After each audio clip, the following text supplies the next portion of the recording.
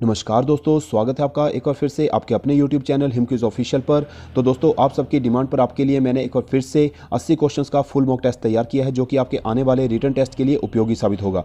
इसलिए सभी क्वेश्चंस को जो है वो अटेंड करने की कोशिश करें और कम से कम 60 से लेकर 65 क्वेश्चंस हल करके दिखाएं, ताकि आपका कॉन्फिडेंस लेवल इंक्रीज हो सके और आपकी परफॉर्मेंस अच्छी रहे आपके आने वाले रिटन टेस्ट के दौरान। तो दोस्तों, अगर आप फर्स्ट टाइम हमारे चैनल पर विजिट कर रहे हो तो चैनल को सब्सक्राइब जरूर कर लें और बेल आइकन को भी प्रेस कर लें, जिससे कि आपको हमारे आने वाले वीडियोज़ की नोटिफिकेशन सबसे पहले मिल सके। और दोस्तों, अगर आपको किसी भी क्वेश्चन में कोई डाउट हो तो आप कमेंट करके हमें बता सकते हैं। ठीक है जी, तो चलिए शुरू करते हैं आज का ये वीडियो। तो दोस्तों, आज हम करेंगे एचपी पुलिस एग्जाम का फुल मॉक टेस्ट, जो कि होगा 80 क्वेश्चंस का मॉडल पेपर, और आपको मिलेंगे इसमें 60 मिनट हल करने के लिए। ठीक है जी, तो शुरू करते हैं पहले क्वेश्चन से। तो पहला क्वेश्चन पहले अपने निर्देश पढ़ लेने हैं।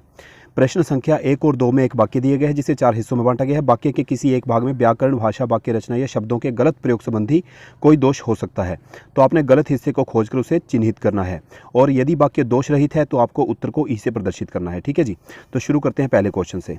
तो पहला क्वेश्चन है, गत वर्ष सेवानिवृत्त हो लेने के बाद अब जीवन लगभग शांत और निष्क्रिय हो गया है, या फिर ये वाक्य दोष रहित है। तो आपने बताना है इनमें से किस वाक्य में दोष है, ग्रामेटिकली एरर है। ठीक है जी, तो बताइए इसका सही जवाब क्या होगा। तो इसका सही जवाब होगा ऑप्शन बी, हो लेने के बाद के स्थान पे क्या आएगा, होने के बाद।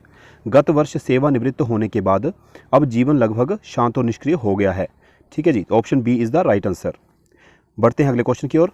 क्वेश्चन नंबर 2 है, मैं कभी कभी सोचता हूँ कि आखिर मेरे स्वास्थ्य की दुर्बलता का कारण क्या है, या यह वाक्य दोष रहित है। तो बताना है आपने इसका सही जवाब क्या होगा।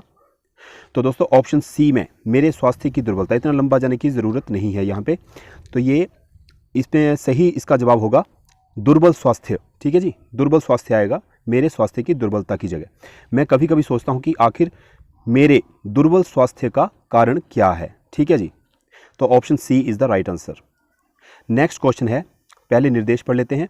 प्रश्न संख्या 3 और 4 में कुछ वाक्यांश अथवा शब्द समूह दिए गए हैं। प्रत्येक वाक्यांश अथवा शब्द समूह के नीचे 4 शब्द दिए गए हैं। आपको उस शब्द का चयन करना है जिसको इस वाक्यांश के स्थान पर रख देने से उसे संपूर्ण वाक्यांश का या समूह का अर्थ प्रकट हो जाता है। ठीक है जी, तो वाक्य के लिए आपने एक वर्ड चुनना है जो किसी के स्थान पर कार्यरत हो। तो आपने बताना है इसके लिए एक वाक्य, एक शब्द कौन सा होगा, स्थानापन्न, अस्थायी, अवैतनिक या अल्पकालिक। तो बताइए इसका सही जवाब क्या होगा। तो दोस्तों, इसका सही जवाब होगा ऑप्शन ए, स्थानापन्न। जो किसी के स्थान पर कार्यरत हो, कार्यकर्ता हो, उसे क्या बोलेंगे, स्थानापन्न। Option A is the right answer. Next है क्वेश्चन नंबर 4, विवाहित पत्नी से उत्पन्न संतान को क्या कहेंगे, दत्तक, सहोदर, और से या जारज। तो बताइए इसका सही जवाब क्या होगा। तो दोस्तों, ऑप्शन सी, और से। ठीक है, विवाहित पत्नी से उत्पन्न संतान को क्या बोलेंगे, और से। Option C is the right answer. Next question है, प्रश्न संख्या 5 और 6 में दिए गए वाक्यों के अर्थ के संदर्भ में 4 मुहावरे दिए गए हैं। उनमें से उपयुक्त मुहावरे का आपने चयन करना है। तो बताइए क्वेश्चन नंबर 5 है, गांव में थाने के सामने डाका पड़ने पर लोग पुलिस को कोसने लगे। तो बताइए इसके लिए सही मुहावरा कौन सा होगा, खाक छानना, चिराग तले अंधेरा, पुलिस की नाक काटने, पानी पीकर कोसना। तो बताइए इसका सही जवाब क्या होगा। तो दोस्तों, पानी पीकर कोसना, option D is the right answer. ठीक है जी, नेक्स्ट है, समाजवाद का मतलब यह नहीं है कि सबको एक समान समझा जाए। तो इसके लिए एक सही मुहावरा बताइए कौन सा होगा, एक आंख से देखना, मखमली जूते मारना, गधे घोड़े का फर्क मिटाना, एक लकड़ी से हाँकना। तो बताइए इसका सही जवाब क्या होगा। तो दोस्तों, इसका सही जवाब होगा एक लकड़ी से हाँकना। ठीक है जी, option D is the right answer. Next है, निर्देश पढ़ लेना है। प्रश्न संख्या 7 और 8 में दिए गए वाक्यों में रिक्त स्थानों में उचित शब्द भरने के लिए 4 विकल्प दिए गए हैं। उचित विकल्प आपने चुनना है। तो एक तरह से रिक्त स्थान आपने भरना है। तो क्या है रिक्त स्थान, अहंकार हमें अपनी डैश में ही आबद्ध कर देता है। तो यहाँ पर जो रिक्त स्थान है आपने इन चारों में से चूज करना है, क्या आएगा, कृति, संक्षिप्तता, संकीर्णता या विकीर्णता। तो बताइए इसका सही जवाब क्या होगा। तो दोस्तों, संकीर्णता, ऑप्शन सी, अहंकार हमें अपनी संकीर्णता में ही आबद्ध कर देता है। ठीक है जी, हमारी सोच जो है वो संकीर्ण हो जाती है, संकुचित हो जाती है। ठीक है जी, तो दोस्तों नेक्स्ट क्वेश्चन नंबर 8 है, भारत की डैश की रक्षा करना प्रत्येक भारतीय का पावन कर्तव्य है। तो बताइए ऑप्शन में से कौन सा ऑप्शन फिट बैठेगा यहाँ पे, विस्मिता, अस्मिता, सुस्मिता या अन्विता। तो दोस्तों, option B, Asmita is the right answer. ठीक है, भारत की अस्मिता की रक्षा करना प्रत्येक भारतीय का पावन कर्तव्य है। Option B is the right answer. Next question है, प्रश्न संख्या 9 और 10 में शब्द दिया गया है जिसका संधि विच्छेद, मतलब आपको संधि विच्छेद चूज करना है, सही कौन सा होगा। ठीक है, किस शब्द का? यशोदा शब्द का। बताइए पहले, यशहदा, यशदा, यशोदा या यशउदा? तो बताइए इसका सही जवाब। तो दोस्तों ऑप्शन ए यशह प्लस दा is the right answer. Next है पवित्र। क्या होगा इसका? पवित्र, पवित्र, पवित्र या पवित्र? तो बताइए इसका सही जवाब क्या होगा? तो दोस्तों ऑप्शन सी पो प्लस इत्र इज द राइट आंसर। ठीक है जी। नेक्स्ट है 11 और 12 क्वेश्चन में शब्द की 4 संभावित, मतलब शब्द को एक शब्द को 4 तरह से लिखा गया है, आपने शुद्ध शब्द का चयन करना है। तो बताइए अध्येता, अधिएता, अध्यात या अध्येता? तो बताइए इसका सही जवाब क्या होगा? तो दोस्तों ऑप्शन ए अध्येता, ये है इसका सही वर्जन। ठीक है जी। नेक्स्ट है अतिशयोक्ति, अतिशयोक्ति, अतिशयोक्ति, अतिशयोक्ति। तो बताइए इसका सही जवाब क्या होगा? तो इसका सही जवाब होगा अतिशयोक्ति, ऑप्शन डी, ये सही तरह से लिखा गया है। ठीक है जी। नेक्स्ट है निम्नलिखित में से तत्सम शब्द आपने बताना है कि कौन सा है। तत्सम शब्द क्रीड़ा, शरद, क्रूर, लोहार। तो तत्सम शब्द है यहाँ पे लोहार, option D is the right answer. Next है क्वेश्चन नंबर 14, निम्नलिखित शब्द किस भाषा का है? लफंगा, ये शब्द आपने बताना है किस भाषा का है। ठीक है जी। पुर्तगाली, देशज, अरबी, अंग्रेजी। तो बताइए इसका सही जवाब क्या होगा? तो दोस्तों इसका सही जवाब होगा पुर्तगाली। लफंगा शब्द जो है वो पुर्तगाली भाषा का है, option A is the right answer. Next है किस वाक्य में स्कर्मक क्रिया है? यहाँ भाग्य के स्थान पे क्या आएगा? वाक्य। किस वाक्य में स्कर्मक क्रिया है? तो बताना है आपने। बालक पढ़ता है, राम खाना खा चुका, गोपाल पानी लाओ, अध्यापक ने लड़के को पढ़ाया। तो बताइए इसका सही जवाब क्या होगा? तो दोस्तों ऑप्शन डी अध्यापक ने लड़के को पढ़ाया, इसमें क्या है? कर्मक क्रिया। बाकी वाक्यों में क्या है? अकर्मक क्रिया। ठीक है जी। नेक्स्ट है निम्नांकित में से किस भाव के लिए विस्मयादि बोधक चिन्ह का प्रयोग नहीं होता है? तो बताना है आपने किसके लिए विस्मयादि बोधक चिन्ह का प्रयोग नहीं हो, जहां पे हैरानी भरे वाक्य होते हैं। ठीक है जी। विस्मय, आश्चर्य, क्रोध, विषाद। तो बताइए इनमें से कौन सा होगा? ऑप्शन सी क्रोध। क्रोध जो है वो इसके लिए विस्मयादि बोधक चिन्ह का प्रयोग नहीं होगा। तो दोस्तों नेक्स्ट है हमारा इंग्लिश सेक्शन स्टार्ट होता है अब। तो इसमें आपको डायरेक्शन दी गई है, from the given 4 alternatives choose the correct word which meaningfully complete the given sentence. तो बताना है आपने सेंटेंस, एक तरह से फिलिंग द ब्लैंक्स आपने फिल करना है। द सस्पेक्ट वाज टू, ठीक है, फिलिंग द ब्लैंक्स आगे, to admit that he had committed the crime. तो बताना है आपने 4 ऑप्शन आपको दिए गए हैं, इनमें से सही ऑप्शन कौन सा यहाँ पे फिलअप होगा? नर्वस, क्लेवर, शाई या ऑब्स्टिनेट। तो बताइए कौन सा सही ऑप्शन इसमें फिल होगा? इसका सही जवाब क्या होगा? Option D obstinate. ठीक है जी। The suspect was too obstinate to admit the that he had committed the crime. ठीक है जी। नेक्स्ट क्वेश्चन है question number 18, I fill in the blank a certain grace about the way she carries herself. ठीक है, option आपको दिए गए हैं, मार्क्ड, फाउंड, नोटिस्ड, एज्यूम्ड। तो बताइए इसका सही जवाब क्या होगा? तो इसका सही जवाब होगा ऑप्शन सी नोटिस्ड। ठीक है, I notice the certain grace about the way she carries herself. ठीक है जी, option C is the right answer. Next question है, क्वेश्चन पहले आपने डायरेक्शन पढ़ लेनी है। In each question below group of 4 words are given. ठीक है, in each group 1 word is not spelled correctly, find this misspelled word. आपने misspelled, जिसके स्पेलिंग गलत है, आपने वो वर्ड बताना है कौन सा है। ठीक है जी। तो कौन से आपको वर्ड दिए गए हैं? एग्जाम्पलरी, सबमर्जिंग, कोऑपरेटिव या मैनेजेबल। तो बताइए इसमें सही जो गलत स्पेलिंग है वो किस वर्ड के हैं? तो दोस्तों ऑप्शन डी मैनेजेबल।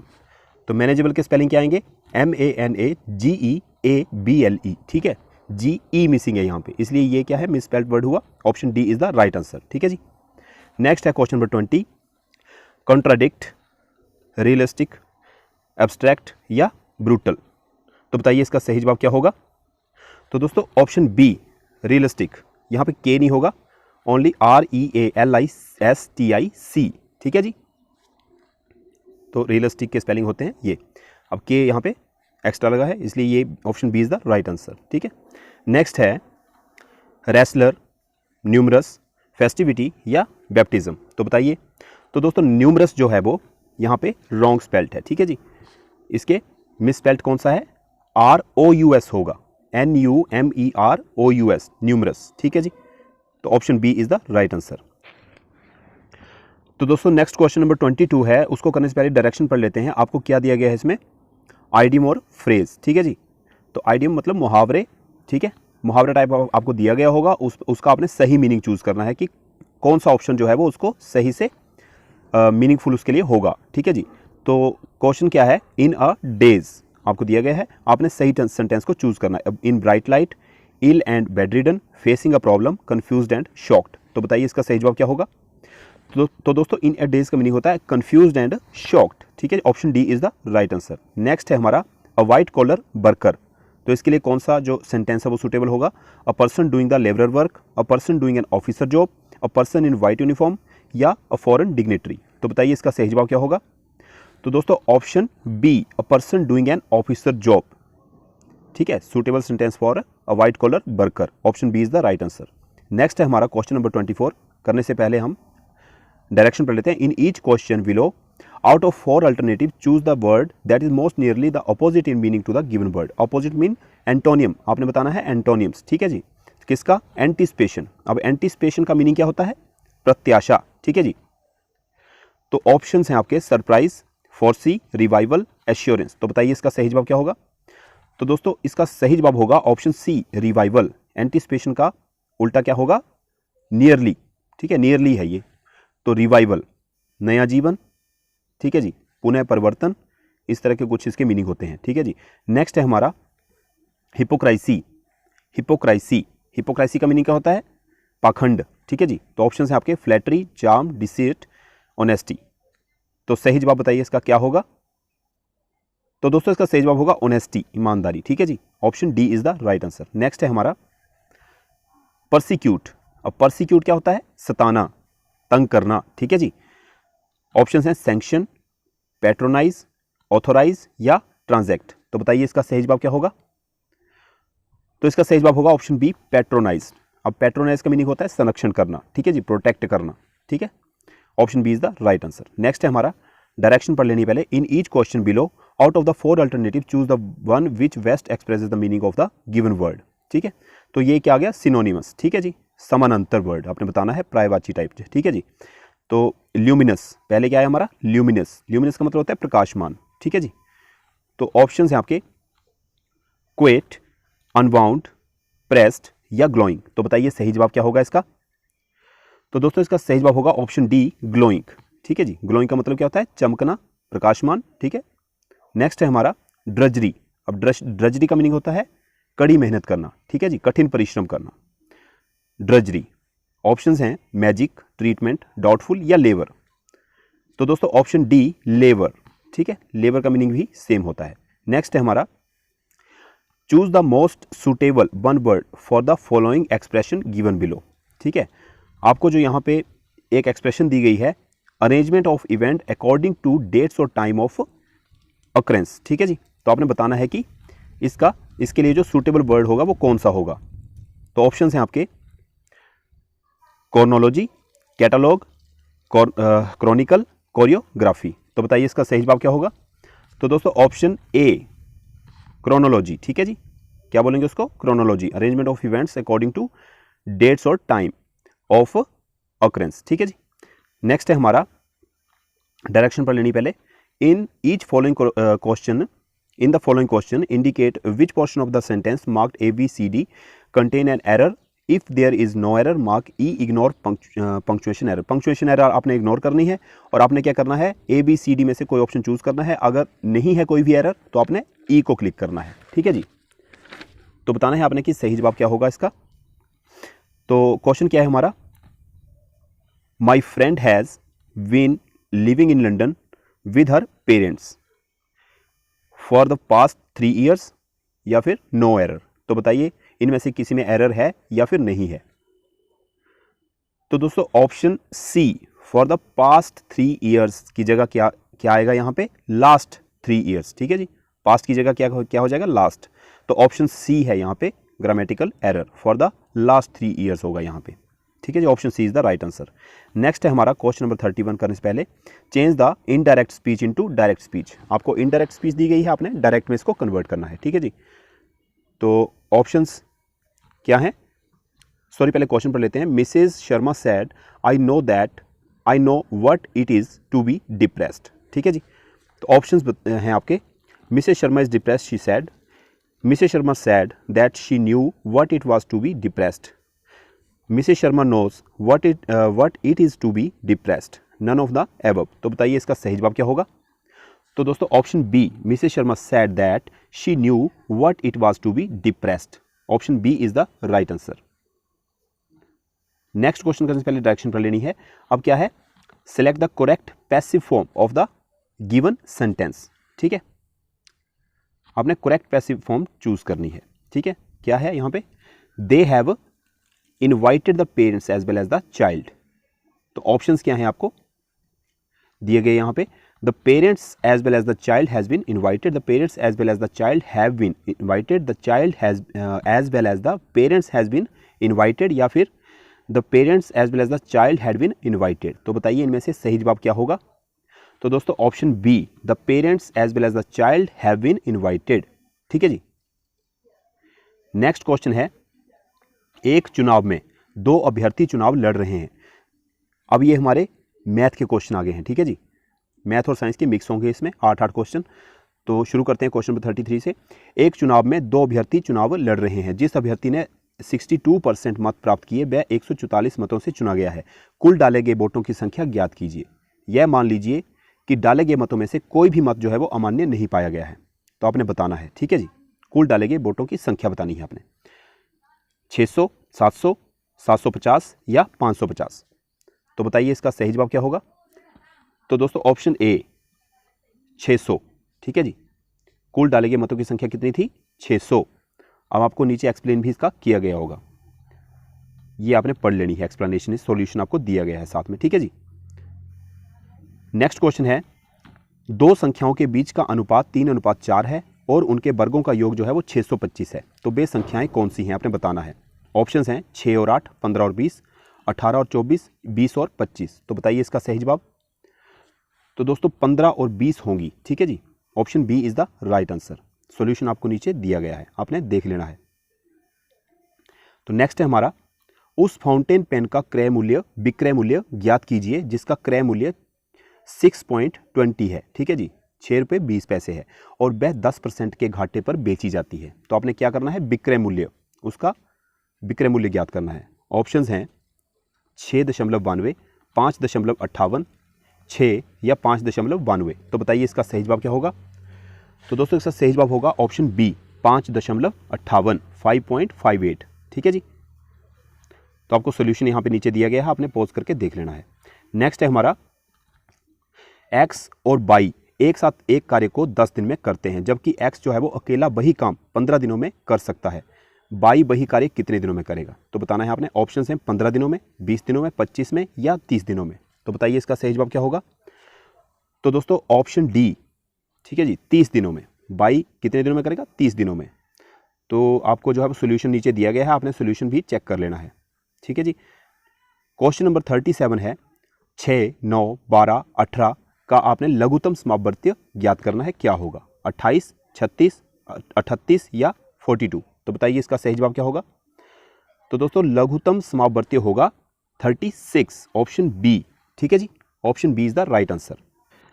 तो दोस्तों क्वेश्चन नंबर 38 है, एक परीक्षा में सफल छात्रों की संख्या जो है वो असफल छात्रों की संख्या की 4 गुना है।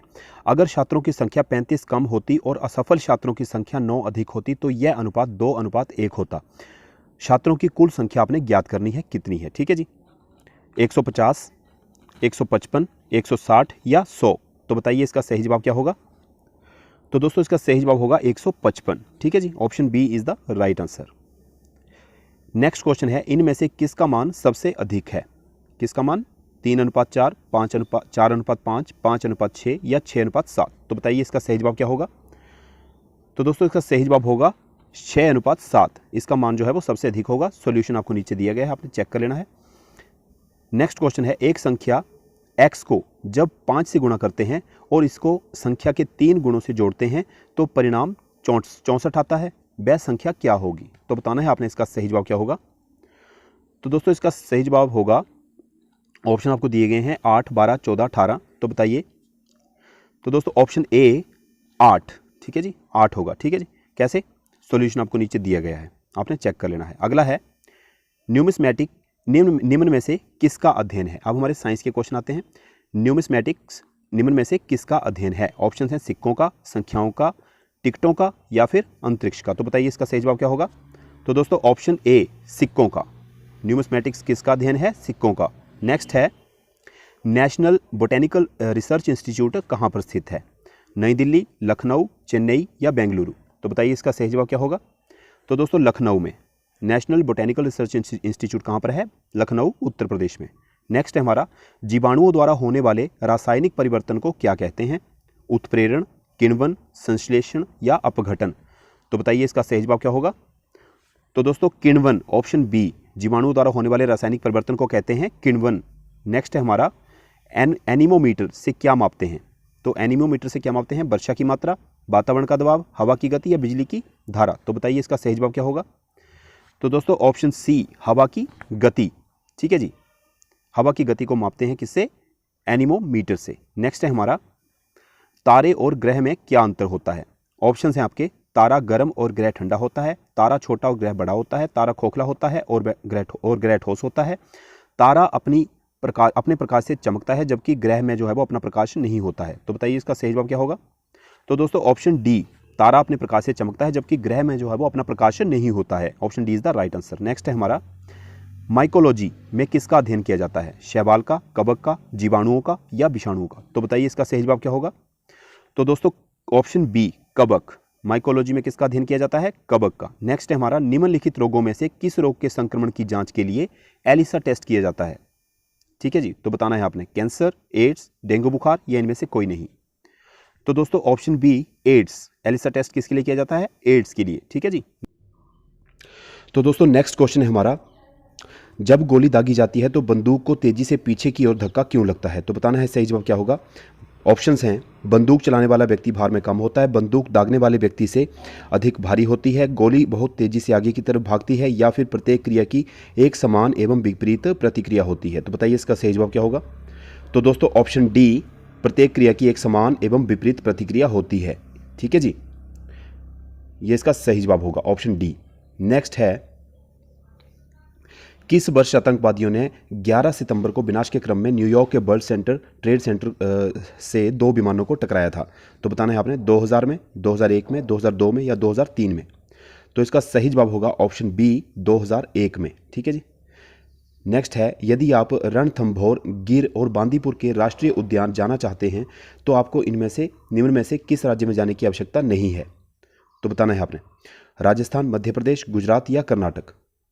तो दोस्तों अगर आपको इन उद्यानों में जाना है तो आपको जो है वो मध्य प्रदेश में जाने की ज़रूरत नहीं है। Option B is the right answer. ठीक है जी। नेक्स्ट है, भारत में ईस्ट इंडिया कंपनी के प्रथम गवर्नर जनरल बताना है आपने कौन थे? Lord Canning, Lord Dalhousie, Lord Cornwallis या लॉर्ड हेस्टिंग्स? तो दोस्तों ऑप्शन डी, लॉर्ड हेस्टिंग्स जो थे वो प्रथम गवर्नर जनरल थे किसके? भारत में ईस्ट इंडिया कंपनी के। ठीक है जी। हल्दी घाटी के युद्ध में क्या हुआ? तो दोस्तों युद्ध पे कोई ना कोई क्वेश्चन आपको जरूर आएगा लड़ाई से संबंधित। ठीक है, शेरशाह सूरी ने हुमायूं को हराया, अकबर ने हेमू को हराया, बाबर ने इब्राहिम लोदी को हराया या अकबर ने महाराणा प्रताप को हराया? तो बताइए इसका सही जवाब क्या होगा। तो दोस्तों अकबर ने जो है वो महाराणा प्रताप को हराया था, किसमें? हल्दी घाटी के युद्ध में। ठीक है जी, option D is the right answer. Next है, भारत का पहला परमाणु विद्युत स्टेशन कहाँ पर स्थापित किया गया था? तो बताना है आपने। ऑप्शन है सूरत, तारापुर, ट्रॉम्बे, सोलापुर। तो दोस्तों भारत का पहला परमाणु एटॉमिक जो सेंटर था वो स्थापित किया गया था तारापुर, महाराष्ट्र में। ठीक है जी, option B is the right answer. Next है, विश्व में सबसे ऊंचाई पर स्थित राजधानी का नाम बताना है, क्या है? लहासा, तिब्बत, लेह, मास्को या कोलंबो? तो दोस्तों लहासा, तिब्बत, ये जो है वो राजधानी सबसे ऊंचाई पर स्थित है पूरे विश्व में। ठीक है जी। नेक्स्ट है, बाकू किस देश में है तथा किसके लिए प्रसिद्ध है? वेरी वेरी इंपॉर्टेंट क्वेश्चन है। अमेरिका अनुसंधान केंद्र, चीन नाभिकीय अनुसंधान, और अजरबैजान तेल या वेनेजुएला तेल? तो दोस्तों बाकू जो है वो अजरबैजान में है और यह तेल के लिए प्रसिद्ध है। ठीक है जी, option C is the right answer. Next है, नील नदी का उपहार कहलाने वाला देश कौन सा है, जिसे नील नदी का उपहार कहा जाता है? कौन सा देश है? अंगोला, सूडान, घाना या मिस्र? तो बताना है आपने इसका सही जवाब क्या होगा। तो दोस्तों इसका सही जवाब होगा ऑप्शन डी, मिस्र। मिस्र जो है वो नील नदी का उपहार इसे कहा जाता है। ठीक है जी। नेक्स्ट है, भारत का राष्ट्रपति किसकी सिफारिश पर आपात स्थिति की घोषणा करता है? संसद, मंत्रिमंडल, प्रधान न्यायाधीश या अटॉर्नी जनरल? तो बताइए इसका सही जवाब। इसका सही जवाब होगा ऑप्शन बी, मंत्रिमंडल की सिफारिश पर। ठीक है जी, राष्ट्रपति आपातकाल की घोषणा करता है।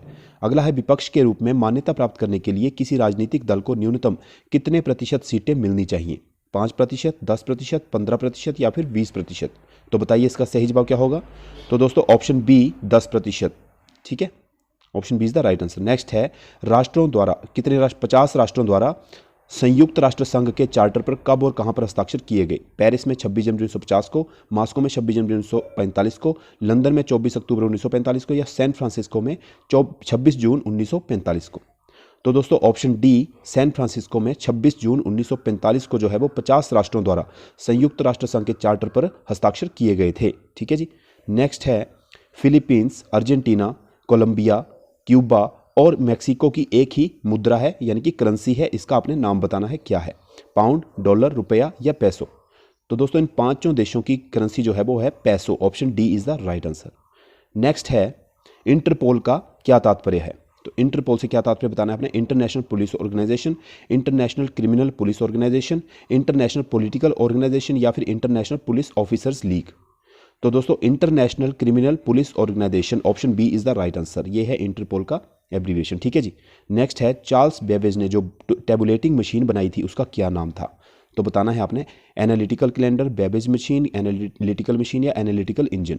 तो दोस्तों ऑप्शन डी एनालिटिकल इंजन था उसका नाम। ठीक है जी। नेक्स्ट है माई एक्सपेरिमेंट विद ट्रूथ, इसके लेखक कौन थे? तो दोस्तों बुक्स के रिलेटेड भी आपको क्वेश्चन पूछा जा सकता है। रास बिहारी बोस, प्यारेलाल अग्रवाल, वेद व्यास, महात्मा गांधी? तो दोस्तों इसका सही जवाब होगा ऑप्शन बी, प्यारेलाल अग्रवाल। ठीक है, माई एक्सपेरिमेंट विद ट्रुथ के राइटर थे ये। ठीक है जी। नेक्स्ट है वे प्रसिद्ध भारतीय हॉकी खिलाड़ी। तो आपको जो है वो खेलों से संबंधित भी एक दो प्रश्न जरूर आएंगे। वे प्रसिद्ध भारतीय हॉकी खिलाड़ी जिन्होंने अपनी आत्मकथा गोल्डन हैट्रिक नाम से लिखी है, आपने नाम बताना है उनका क्या है? अजीत पाल सिंह, बलवीर सिंह, मोहम्मद शाहिद, सुरजीत सिंह? तो दोस्तों बलवीर सिंह ने जो है वो ये गोल्डन हैट्रिक नाम से अपनी आत्मकथा लिखी है। Option B is the right answer. तो दोस्तों नेक्स्ट है निम्नलिखित प्रश्न में अक्षरों की एक श्रृंखला दी गई है, आपको पता लगाना है कि अगला पद क्या होगा। तो बताना है आपने। ऑप्शंस हैं, शब्द क्या दिए गए हैं आपको? MOQSOW, सॉरी यहाँ पे SOW नहीं होगा, यहाँ पे होगा SUW। ठीक है, YAC और क्वेश्चन मार्क बताना है, क्वेश्चन मार्क की जगह क्या आएगा? FIL, DHJ, EGI, XAD। ठीक है, तो यहाँ पर आपने नोट कर लेना है सबसे पहले SUW। ठीक है, ये आएगा यहाँ पे सेकंड में। तो यहाँ पर ये कैसे आएगा? Option C is the right answer. ठीक है, EGI होगा इसका पहले सही जवाब। तो कैसे आएगा ये? MNO, यहाँ पर एक एक लेटर का जो है वो गैप है। ठीक है, MNOPQ। ठीक है, STU, U आएगा। ठीक है, S के बाद क्या आएगा? TUV छोड़ के W। ठीक है, उसी तरह से YZABC, तो यहाँ पर क्या आएगा? EFGHI। ठीक है, F और H को छोड़ के बाकी तीन लेटर EGI होंगे यहाँ पे। ठीक है, option C is the right answer. Next है हमारा निम्नलिखित अंक श्रृंखला में रिक्त स्थान पर कौन सी संख्या आएगी? तो बताना है आपने। Question mark 120, 40, 10, 2। तो ऑप्शंस हैं 240, 200, 180 या 60। तो दोस्तों यहाँ पर आएगा 240। कैसे आएगा?